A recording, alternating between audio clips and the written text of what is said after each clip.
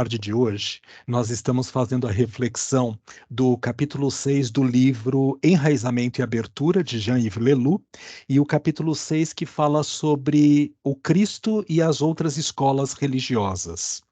E a gente vai começar essa reflexão pensando exatamente numa pergunta para que possa ser respondida internamente. A gente não vai expor essa resposta agora, tudo bem? Mas é assim: a minha religião é a verdadeira? É a melhor? Para quem? Como? De que jeito? Eu pergunto de novo. A minha religião é a verdadeira? É a melhor? Para quem? Como? De que jeito?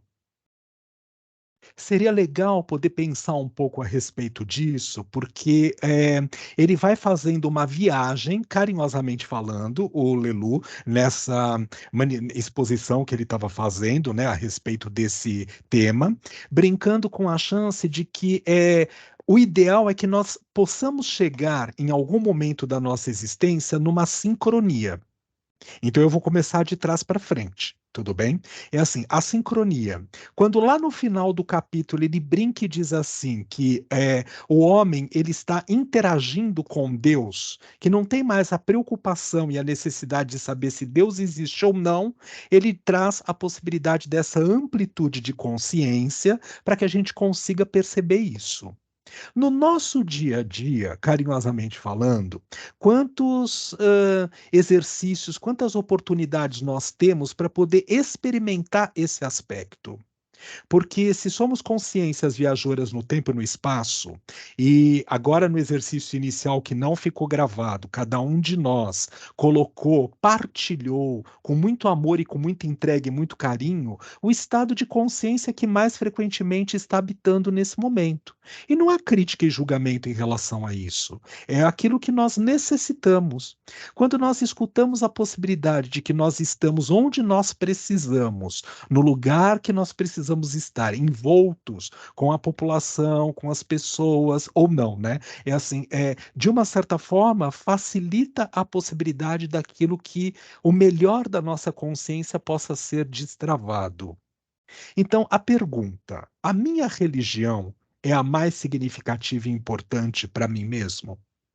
Claro que é, né? Por quê? Porque religião significa a possibilidade de fazer contatos com o religare.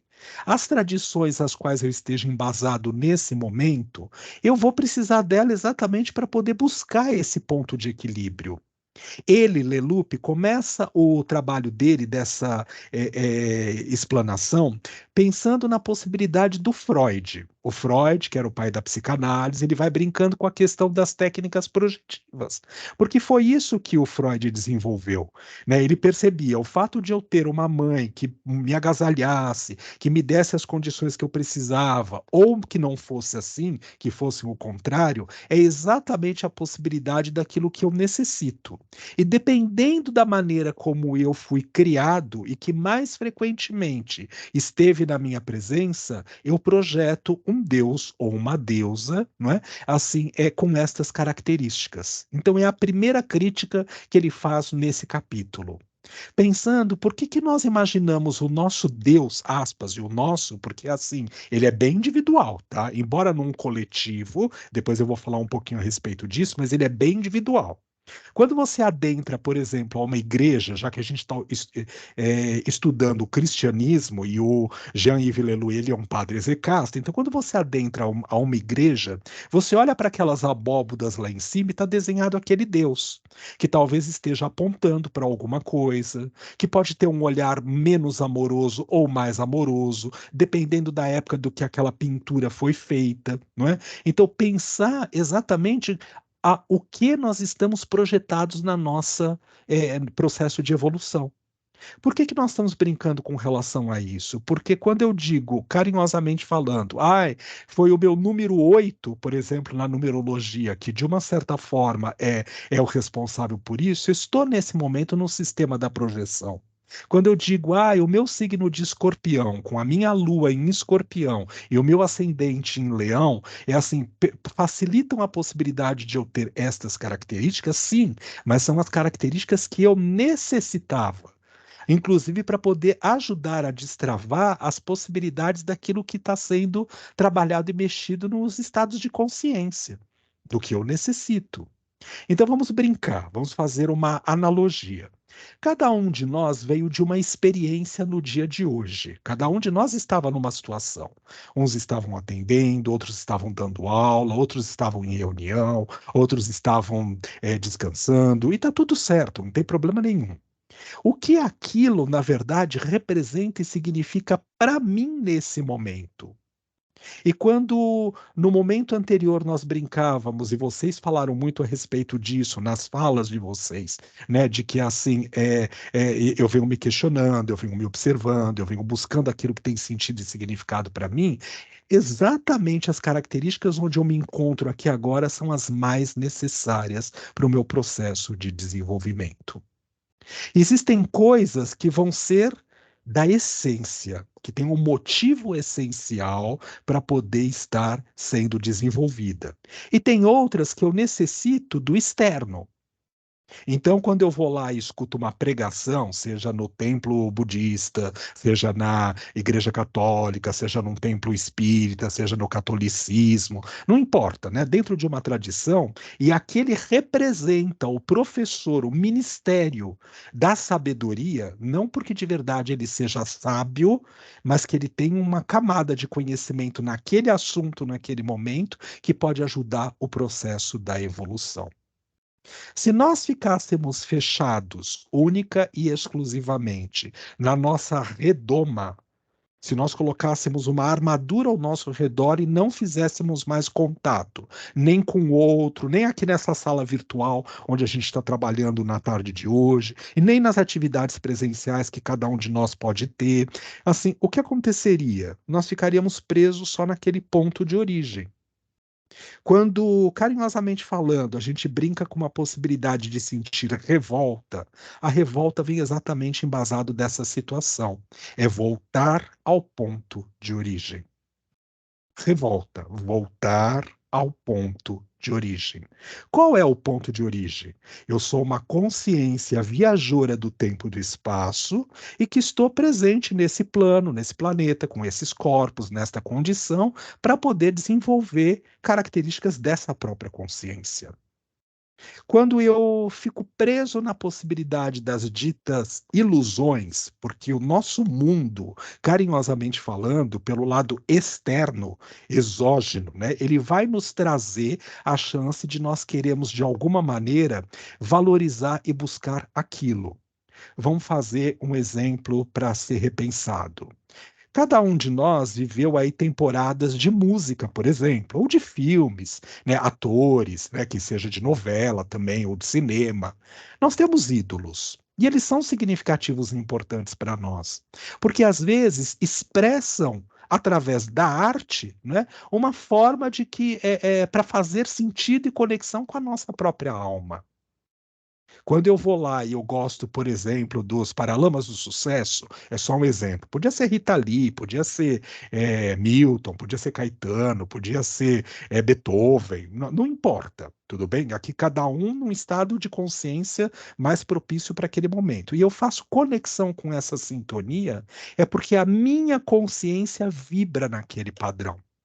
E eu preciso daquilo para poder ajudar a destravar o que há de mais significativo na minha essência. O Bruno Bettenheim, que escreveu Psicanálise dos Contos de Fada, é assim, ele simplesmente dissecou os contos de fada. Mas a gente brincar com uma questão significativa. Nós pequenininhos, pensa qual era o conto de fada que mais frequentemente você gostava de ler ou de ouvir, ou que você pedia para que fosse contado para você. Naquele momento específico, se a mãe, o pai, a pessoa que estivesse fazendo esse contato com a gente, contasse qualquer outra coisa, até podia ter algum significado, mas não tocava a essência. Porque a essência precisa daqueles elementos que estão sendo trabalhados naquele mito, naquele conto, naquela forma, para compor o seu processo de evolução. E por que que a gente está falando a respeito disso? Porque a gente ainda está na projeção. Nós ainda estamos projetando. Nós temos olhos que, ao invés de buscar para olhar para dentro, como os nossos olhos nos direcionam para fora, nós estamos nos relacionando, né, com o externo, onde vivemos, com as pessoas que vivemos, com aquelas que não vivemos, para, de uma certa forma, nos conhecermos, mas ainda é uma forma projetiva. E alguém disse, porque eu não vou citar o nome, carinhosamente falando, tá? No momento anterior, de uma situação extremamente significativa, que é assim: quando nós depositamos em cima de um acontecimento uma carga psicoenergética, nós criamos um trauma. É dessa forma que criamos o trauma. Então a gente pode dizer: ah, mas eu fui abusado quando era criança. Ah, mas eu, sei lá, cortaram o meu pé na adolescência. Tá, é assim, ok. Mas o que eu fiz com essa experiência? Que camada de consciência eu tinha condições para poder trabalhar com aquilo que estava me acontecendo? Se eu me oprimo, carinhosamente falando, e eu me coloco numa situação interna onde eu vou vivenciar única e exclusivamente só o ego, eu criei uma possibilidade para desenvolver um trauma. O trauma se dá desta maneira, as coisas acontecem, elas só são. O grau de energia e de intenção da energia que eu deposito em cima daquele acontecimento é que gera a possibilidade do trauma. E aí, no caminhar da minha evolução, num nível bastante egóico, eu fico procurando manifestações daquele trauma poder se repetir, até eu conseguir entender do que eu estou tentando me libertar. Qual é a origem? Revoltar, voltar à origem, despencar da ilusão, lidar única e exclusivamente com um ponto neutro de realidade. Como a gente importa os acontecimentos da nossa existência, a gente brinca, no bom sentido da palavra, entre introjeção e projeção. Introjeção e projeção. Eu podia perguntar, já que a gente está estudando o Cristo. É assim: escuta, como é que você vê Jesus? E você? Como é Jesus para você, para cada um de nós? Por mais que exista no arquétipo coletivo do nosso grupo, porque nós vivemos na mesma condição, numa mesma comunidade, etc. e tal, então tem esse lado que é comum a todos nós, cada um vai ter uma relação com esse Cristo. Tem aquele que diz que coloca Cristo sentado na cama, em pensamento, no imaginário, para poder trocar as figurinhas que são necessárias para ele. E a gente vai dizer que não está adequado? Ué, se eu vou seguindo a orientação do que o próprio Leloup coloca, que é chegar nesta fé em prática, essa é a verdadeira maneira da possibilidade que eu tenho para atingir. Pode ser que eu não consiga fazer isso, mas não é através dos meus olhos projetivos e introjetivos que eu sou capaz de poder compreender aquilo que é necessário para o outro. Vamos caminhar? Se eu preciso, de uma certa forma, de um professor, as nossas religiões, das quais nós estamos envolvidos, inclusive o yoga, né? É assim, é um jeito de religar, ele necessita de um mestre. Por quê? Porque nós não temos condições ainda de sermos fiéis, escudeiros, no bom sentido da palavra, na disciplina, para que possamos estar ali constantemente lidando com aquele aprendizado que está vindo de encontro, não é só ao encontro, é de encontro com o nosso ego. E ele vai causando a possibilidade das resistências. Ah, então hoje eu não vou. Ah, eu não gostei desse professor, deixa eu trocar. Ah, quero ir lá mudar de sala. Ah, esse centro não funciona para mim, deixa eu procurar o outro. Ah, eu não quero essa igreja, eu quero aquela.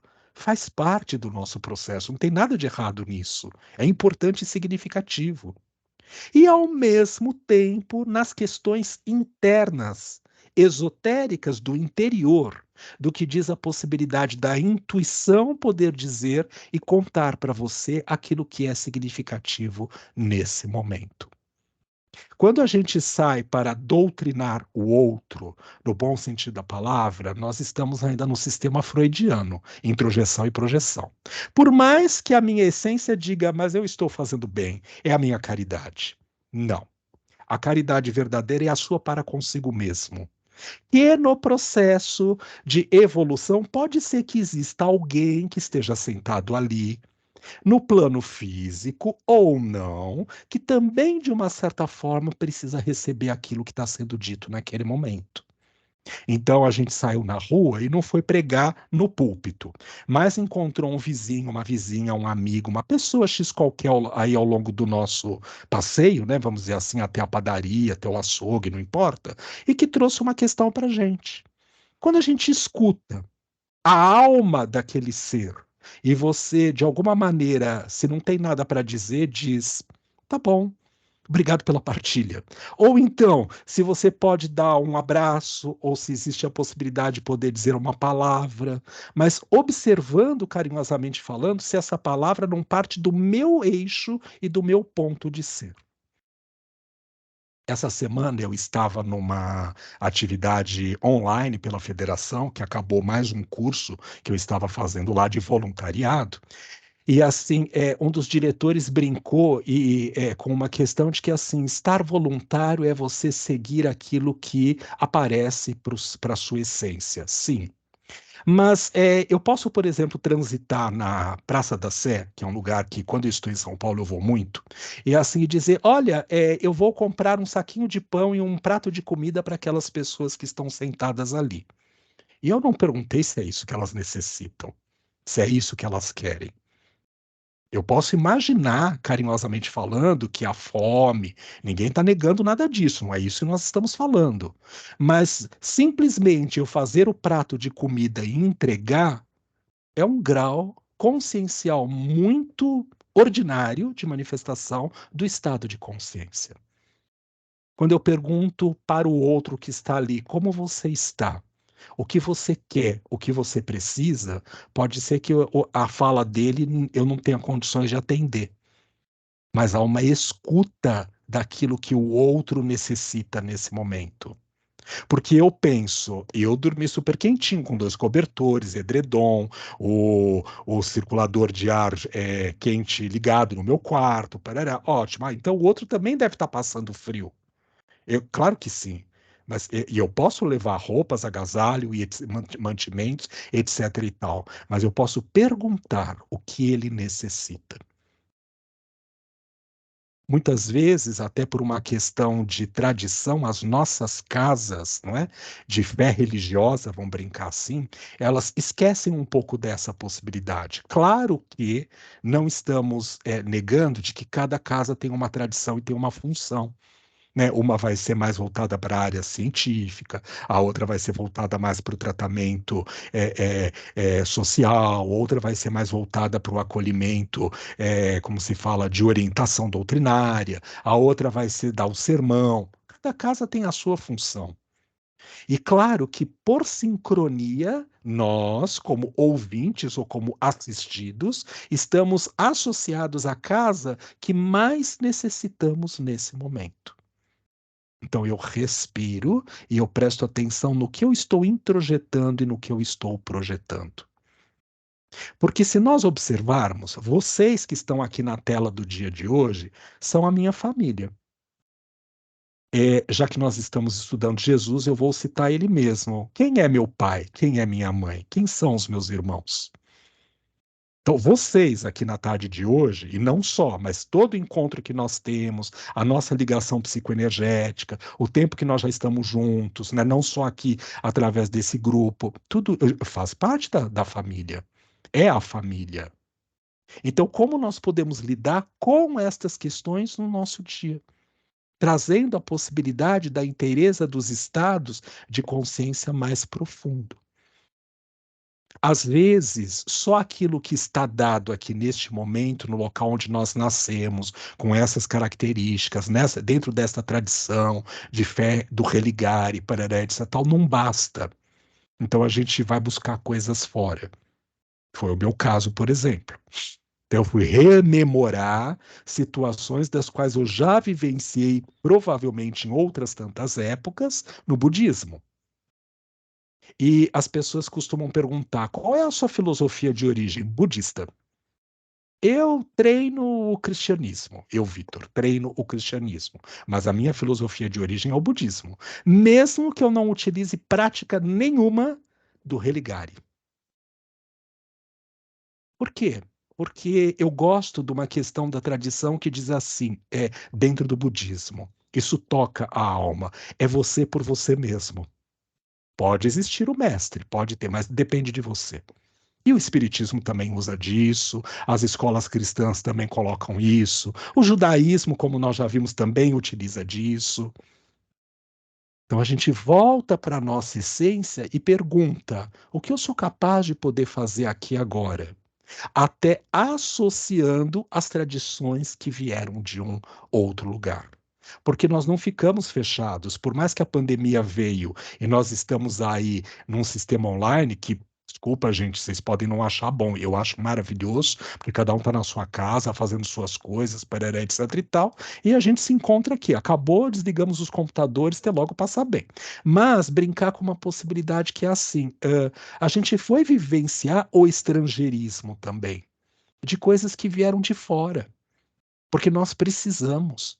Senão nós ficamos presos única e exclusivamente só naquela maneira e naquela forma de poder lidar. O Cristo, Jesus, ele é o governador planetário do segundo planetinho de ordem de evolução no sistema solar. Ele não é governador do sistema solar. Ele só é da Terra. Então, nós precisamos voltar a nossa atenção a essa possibilidade, porque quando nós temos ele como mestre maior e como exemplo, é exatamente aqui que nós nos encontramos. E é o que nós precisamos. Se nós pensarmos, olharmos para o céu, essas noites aqui que têm sido bem frias, até de vez em quando saindo lá fora dá para ver algumas estrelas, parará, etc e tal. Então eu fico pensando, se tudo isso está habitado de algum jeito, é assim, além do sistema solar, porque o sistema solar são só 9 planetas, e o nosso é só o segundo na escala de evolução, nem é o mais evoluído. Né? A Terra.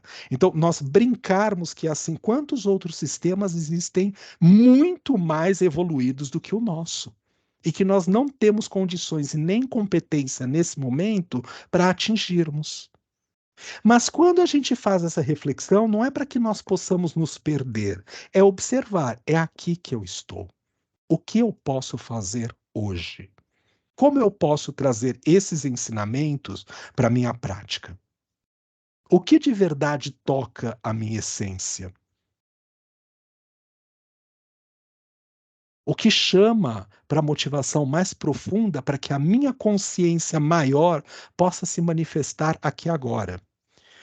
Eu, às vezes, dou risada, porque eu sou sarcástico, né, gente? Vocês já me conhecem, tá? E assim, as pessoas falam, minha última encarnação é esta. Eu dou risada, porque, né, assim, olhando a possibilidade da pessoa, a gente percebe que o quanto o ego, inclusive nesta fala, existe. Mas a gente pensar no bom sentido que o que eu faço, inclusive, para acolher esse corpo egóico e não brigar contra. Se eu estou raivoso, porque raiva é força propulsora para agir. Quando ela está mal direcionada, eu estou raivoso. Ao invés de eu dizer, eu não sou raiva, eu não sou raiva, eu não sou raiva, eu vou dizer, eu sou a raiva em pessoa. Porque quanto mais eu me apropriar do substantivo desta essência, eu permito que a raiva perpasse por mim, tudo bem, e ela me traga a mensagem a serviço do que ela está aí. Se eu só nego e projeto e jogo para debaixo do tapete, eu não vou ter a chance de poder compreender que a raiva ela pode ser um elemento extremamente poderoso e útil para acoplar uma estrutura que esteja sombria, no bom sentido da palavra, e que não obrigatoriamente precisa ser uma coisa negativa. Eu só estou negligente. Até aqui. Rita está com a mão levantada. Quer falar alguma coisa? Não, são as gatas passando aqui. Agora que eu vi que eu tô sem Tá, câmera, desculpa. tá. Não, tudo bem. Tá. Alguém quer falar alguma coisa até aqui? Tá. É, vocês estão com material de mandala, não estão? Que eu pedi para poder providenciar, pegar o lápis, papel, papapá, etc e tal. Mas tem, dá para pegar? Dá para pegar um papel e um lápis de cor, ou uma canetinha, ou qualquer coisa do gênero? Tá. Então, assim, pega, pode ir lá pegar esse material.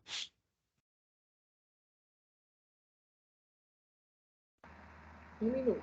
Vou pegar. Tá bom.